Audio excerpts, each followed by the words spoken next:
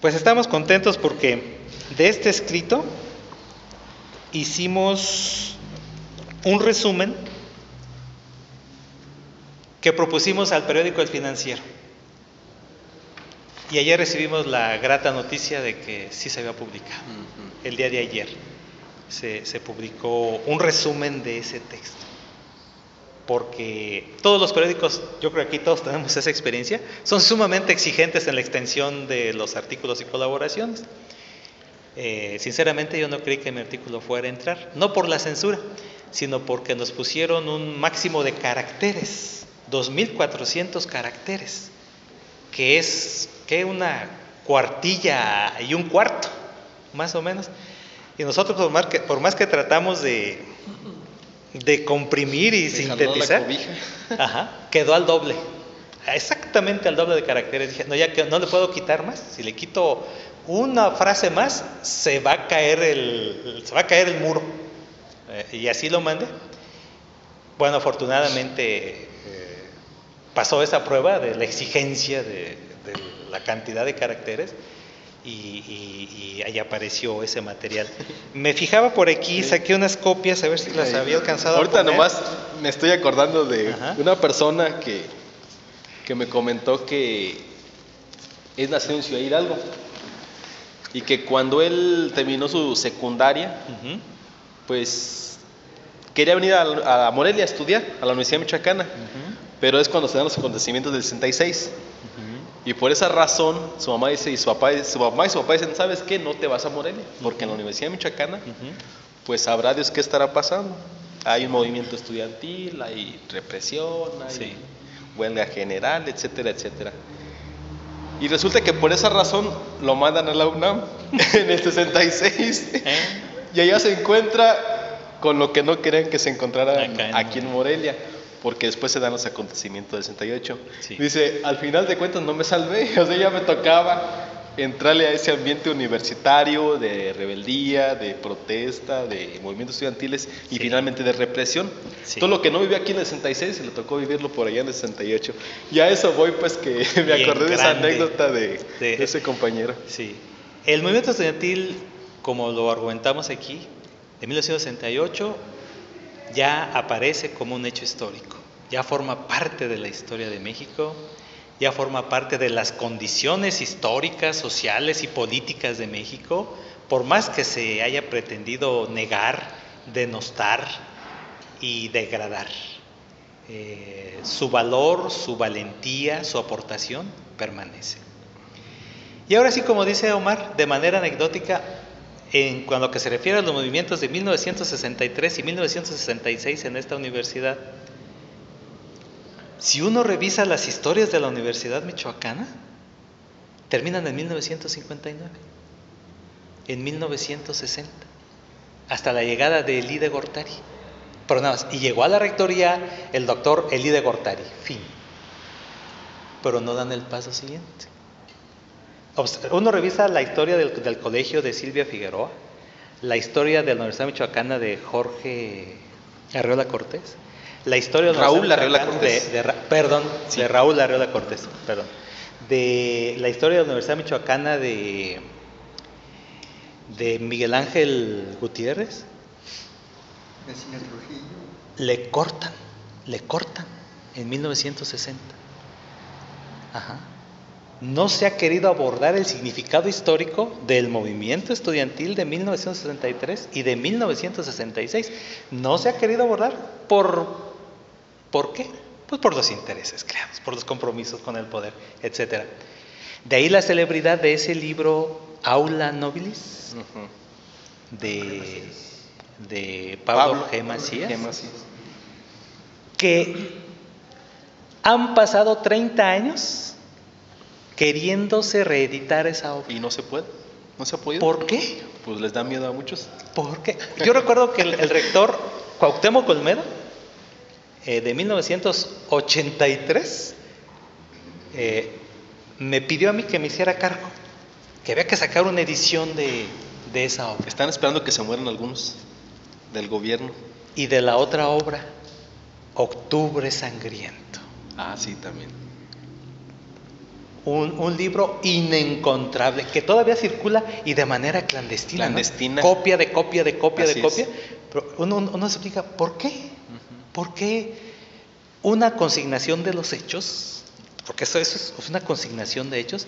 ¿Por qué circula clandestinamente? Bueno, pues porque hay miedo a la verdad. Y se le pretende poner velos para estar en sintonía con el... Y entran los académicos para escribir la historia. La historia oficial, la historia a modo. Acomoditicio de intereses. Sin embargo, pues, a fin de cuentas, la verdad histórica siempre acaba por aparecer. Les guste a los hombres o no les guste. Estén vivos o no estén vivos los protagonistas, la verdad histórica siempre termina por aparecer. Esto fue lo que nos guió en nuestra elaboración de esos comentarios sobre el movimiento estudiantil, y lo mismo sobre el centenario y bicentenario, ¿no? El texto que cierra los escritos sobre México. Bueno, la parte final del libro pues son semblanzas. Y aquí me acordé de que se olvidó también del centenario y medio de la ley de reforma. Sobre eso no escribimos. Porque creo que sí caímos un poquito en... Bueno, me refiero a la celebración del bicentenario y centenario. Y sí habíamos algunos que nos preguntamos, bueno, también se celebraba un centenario y medio de las leyes de reforma. Sí, creo que nadie convocó eso, ¿verdad? No hubo convocatoria además. No hubo. Bueno, pues la parte penúltima de nuestra obra de escritos de esta década, pues son homenajes de reconocimiento, evocación y admiración, pues en primer lugar a un gran hombre, a un humanista, a un maestro de toda la vida, un hombre que dio clases durante 70 años, ¿verdad? Un maestro que fue orgullo del Colegio San Nicolás y de la Escuela Normal, donde tuvimos ocasión de ser su alumno, cuando el maestro contaba ya 72 años. Salvador González también fue su alumno. ¿También le dio clases? También. Pero 10 años antes. ¿Fue Salvador a él? No. Vaya, hasta que conoció a alguien que te haya dado clases con él. Nomás conocemos a los alumnos del maestro Salvador. Sí, pero yo también. Sus maestros, ni un rastro. Un maestro queridísimo, el maestro Rafael C. Aro. El maestro Rafael Contreras Aro. Pero él firmaba así, Rafael C. Aro. Gran humanista, un prohombre, un gran maestro de generaciones y generaciones y generaciones de bachilleres en el colegio y de normalistas en la escuela normal. Y aquí le rendimos homenaje al maestro, nuestra evocación del maestro. Tuvimos ocasión de conocer lo que escribió y hacemos una semblanza de sus escritos.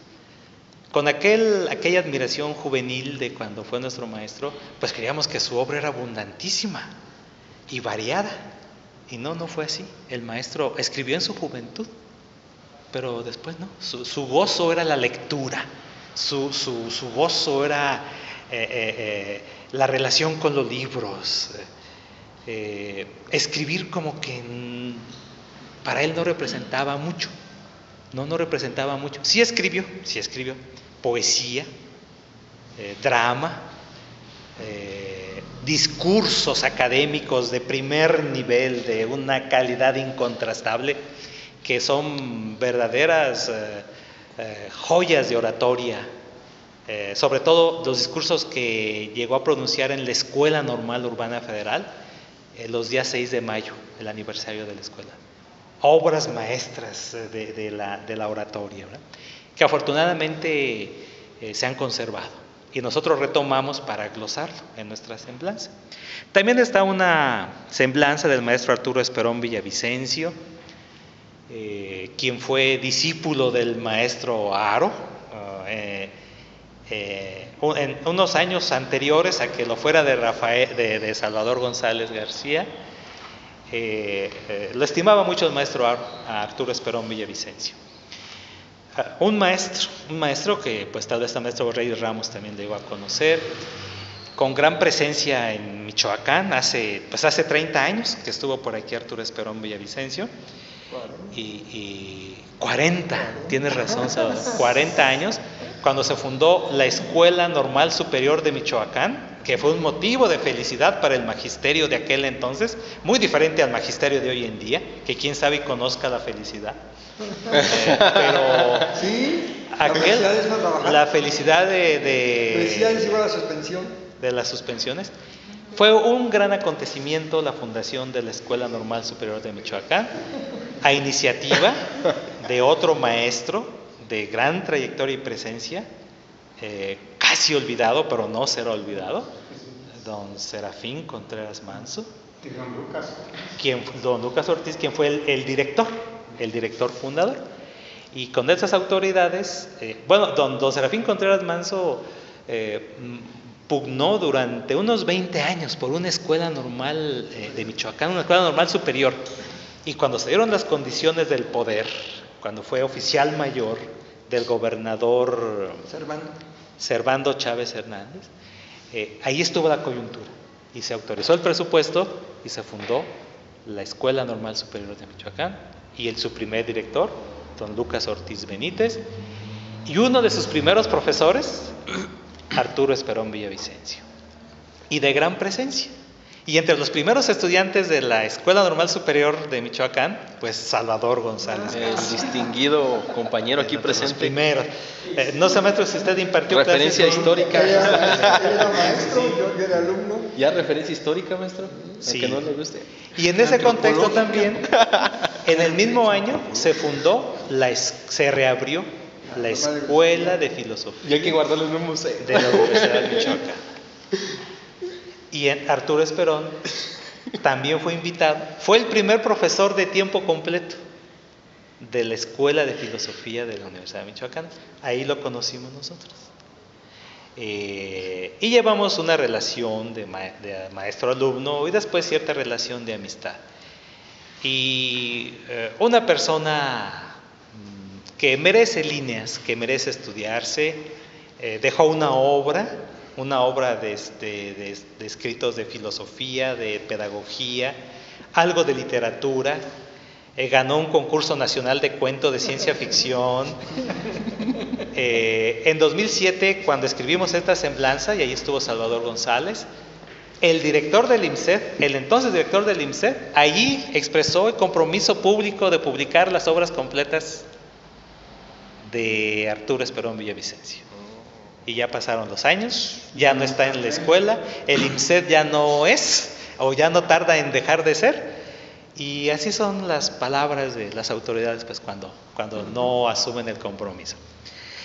Bueno, quiero decirles que también en esta parte de las semblanzas están nuestras consideraciones sobre el rock. Consideramos un fenómeno de gran importancia el rock. El rock es la música popular del siglo XX y lo será del siglo XXI. Y ahí nosotros, no obstante las variantes del rock y los atributos y las limitaciones que pueda ofrecer, consideramos que ahí hay una sensibilidad estética. Y eso es lo que nosotros pretendemos con este escrito de consideraciones de la idea del rock y su futuro. ¿Cuál es la sensibilidad que expresa el rock? ¿Cuál? ¿Y por qué? ¿Por qué la sensibilidad de nuestro tiempo, sobre todo la sensibilidad de la juventud, se expresa en el rock o busca el rock? ¿Por qué? Es lo que tratamos ahí de analizar. Y en ese escrito, pues no mencionamos grupos, no, ni a ningún grupo, a ninguno, ni antecesor, ni creador, ni posterior, no mencionamos a ninguno, sino hablamos de la estética del rock, la estética, ¿verdad? El complemento de ese escrito, pues es nuestra consideración sobre Jim Morrison, quien es un ícono del rock. O sea, Jim Morrison representa, aún hoy en día, casi 40 años después de su muerte, Jim Morrison sigue cautivando a la juventud. ¿Qué representaba Jim Morrison? ¿Qué expresaba? Sus presentaciones, sobre todo, ¿qué quería decir él? Eso es lo que analizamos. ¿Por qué hacía lo que hacía en el escenario? ¿Por qué decía lo que decía en el escenario? ¿Qué buscaba? Consideramos que había allí un espíritu una autoconciencia que quería él comunicar, pero a su manera. Y ahí estaba su limitante. Y que buscaba explorar la subjetividad en sus más oscuros y retorcidos rincones. Jim Morrison creyó mucho en esa frase de Blake, Maestro, de abramos las puertas de la percepción. ¿De qué manera? De manera artificial. Jim Morrison creía en eso, en que nuestros sentidos nos engañan, no nos dan ni siquiera la apariencia de las cosas. Hay que abrirlos. ¿De qué manera? Mediante las drogas, mediante el alcohol. Hay que abrirlos para mirar las cosas como son. Morrison creyó mucho en eso, en esa frase de Blake. Y por eso su grupo se llamaba The Doors, las puertas. Y otros elementos que consideramos en nuestro escrito al respecto. Al parecer creía mucho en la definición del poeta que dejó Rimbaud. El poeta es un vidente de lo desconocido. Y de esa manera tratamos pues de explicar aquella personalidad tan enigmática, tan carismática y tan desapegada a la posesión de objetos, a la vez que un mundano extremo, un dionisiaco, un sensualista al extremo. Nuestro escrito al respecto tiene una limitante: no analizamos sus composiciones ni su poesía. Debo decir que lo intentamos, pero no lo entendimos, sinceramente, no lo entendimos. Y aquí lo decimos en nuestro escrito. Esa labor se la dejamos a los estudiosos estadounidenses, quienes comprenden. No será cosa de la traducción. Exactamente. Es un factor muy importante. Bien dicho, Carlos. Ese es mi argumento. La traducción es muy traicionera, muy traicionera. Ajá. Y entonces mejor se lo dejamos a los estudiosos cuya lengua materna sea el inglés, porque nos resultó muy difícil entender las traducciones y pues ir al texto. Bueno, nuestro conocimiento del inglés es de principiantes, así como para tratar de captar una poesía en inglés, ¿verdad? Por eso lo que examinamos es así su figura objetiva, sus acciones, sus actos, su lenguaje corporal, es lo que aquí conceptualizamos, porque a fin de cuentas pues lo delimitamos pues como un símbolo de la época, como un símbolo del rock. Y esa es nuestra aportación al respecto. Después sigue una consideración sobre Pito Pérez, que ya comentamos aquí en su oportunidad y que le agradezco una vez más a Omar Almanza el haberlo presentado aquí. Otro escrito sobre Maruata, lugar de tan bonito nombre, y yo creo que algunos de ustedes han estado por allá y pues se habrán dado cuenta de lo difícil y tortuoso que es el acceso a Maruata, y ahora no solo es difícil y tortuoso, es algo más. Pero cuando nosotros tuvimos oportunidad de visitar Maruata hace casi 20 años, pues nos pareció un lugar fascinante. No obstante las carestías, las limitaciones, las carencias de servicios, pero el esfuerzo para proteger la tortuga marina nos pareció encomiable. Y eso nos sugirió ciertas imágenes poéticas, de expresión literaria que pusimos aquí, ¿verdad? Porque pues es un lugar en que la naturaleza está en sí misma, y eso invita a mirarla tal cual y a sentirla tal cual, lo cual es una experiencia muy fuerte. Porque no sé ahora, espero que hayan mejorado la situación, ¿verdad? Pero hace 20 años Maruata era un lugar sin agua potable, sin drenaje, sin sanitarios, sin servicio de ninguna naturaleza, sin internet, recién se había introducido la electricidad, sin comercio, sin Otso. Nada de eso había hace 20 años, nada. Era parte del atractivo, ¿cierto? Era parte del atractivo. Ahora supongo que ha cambiado muchísimo ya. Supongo que ha cambiado muchísimo. Sí, sí, absolutamente. La imagen la impresión de esa caverna que está en la desembocadura del río Coire, una caverna donde entra la ola y retumba y resopla, el estruendo, la acústica que se forma ahí es algo extraordinario, es algo único, sí. Y a donde no se puede entrar, no, bueno, se puede entrar pero no salir, el que entre no sale, no hay modo de que pueda salir por la agitación del agua en su interior, ¿verdad?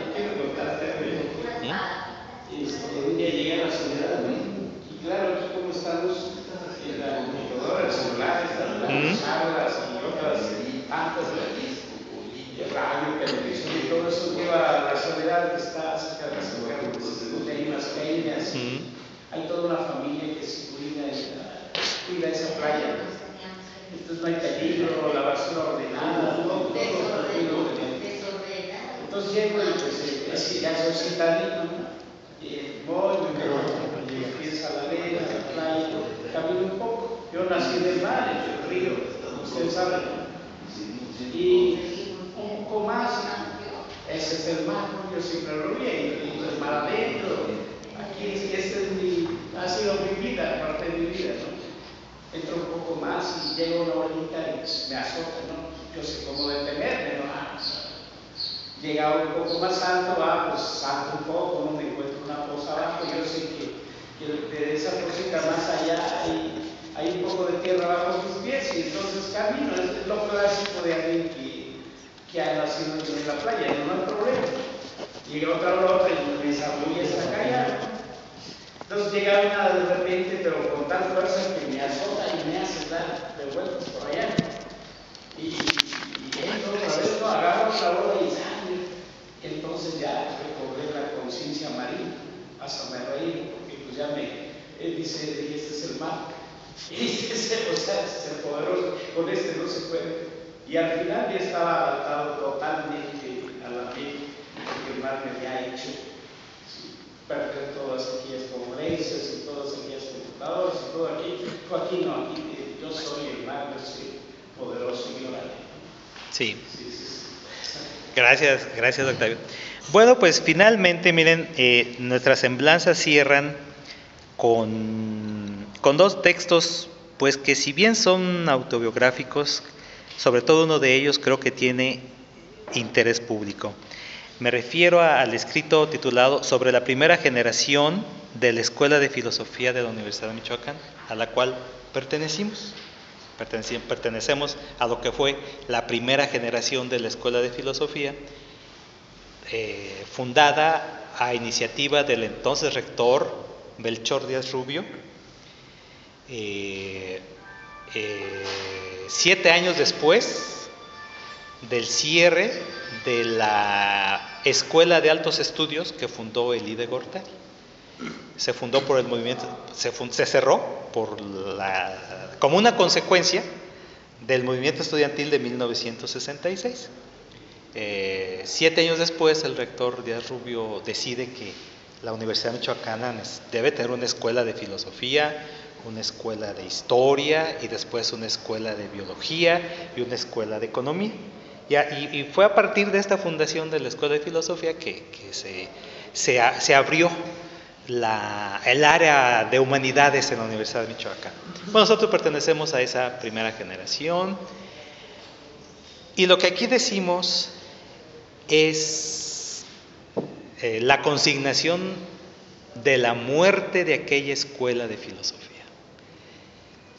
El director de la escuela, el maestro Severo Iglesias, entró en conflicto con el entonces rector Genovevo Figueroa Samuel.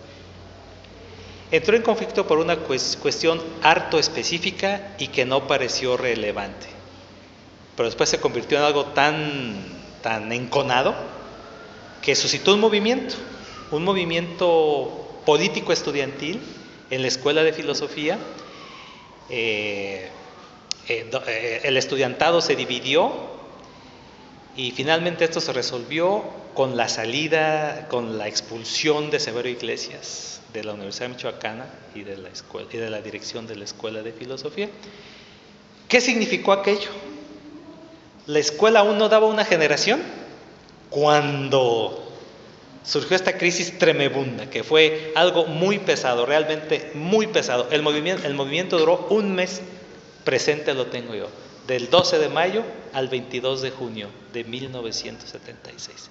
Duró el movimiento. Es lo que aquí consigno, la parte final del movimiento.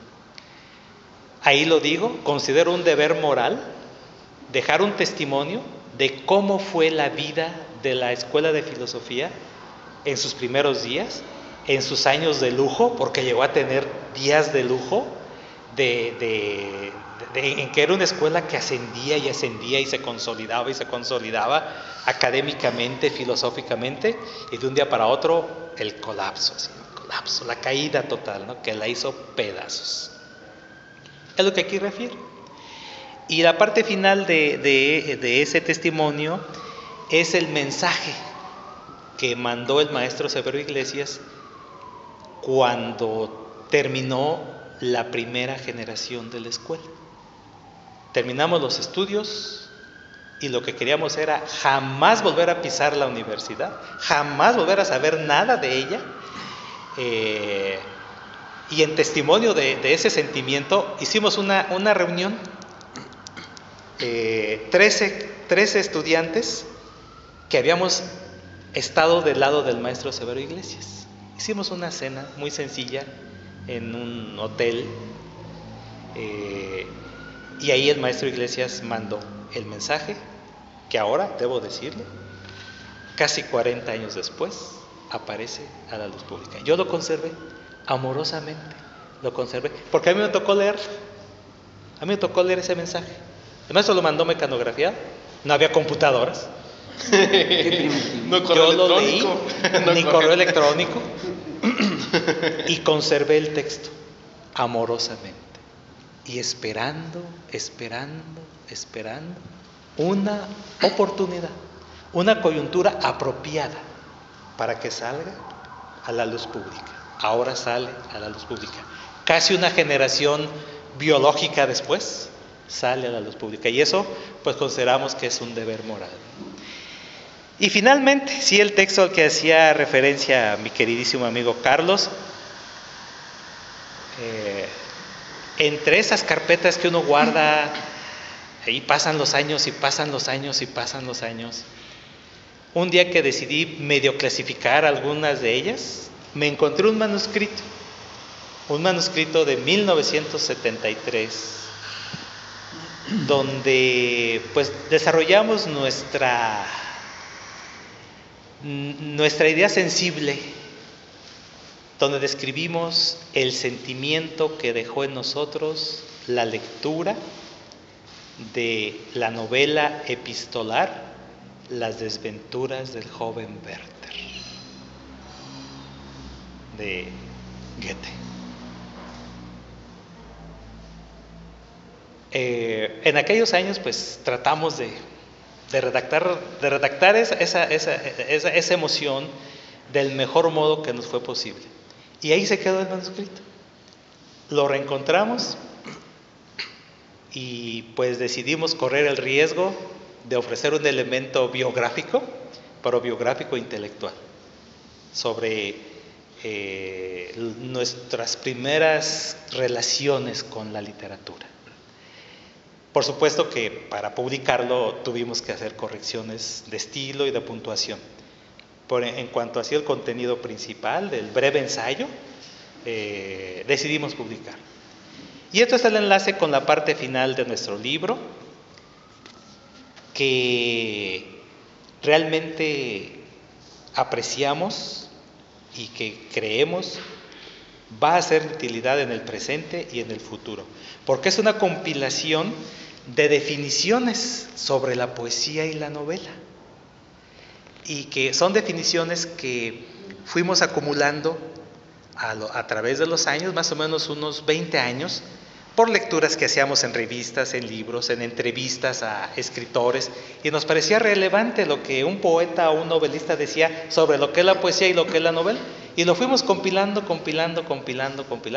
hasta que pues, nos dimos cuenta que era un material ya respetable, no tanto por